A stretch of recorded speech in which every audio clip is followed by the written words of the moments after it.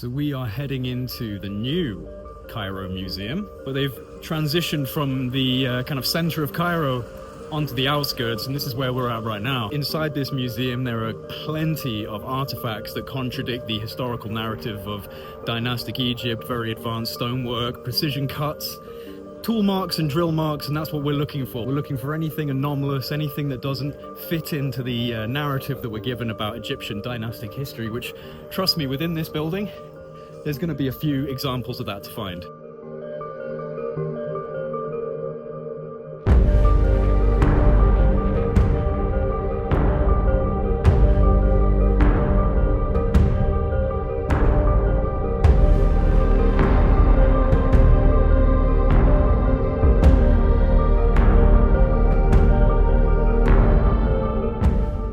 This is the new Cairo Museum, and it is extremely impressive. This building is pretty much brand new. It's so huge in this main lobby.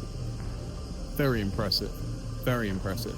Hunting down anomalous artifacts, precision tool marks, extreme precision cuts, anything that seems contradictory and anomalous to the historical narrative that we're given about ancient Egypt and the dynastic periods.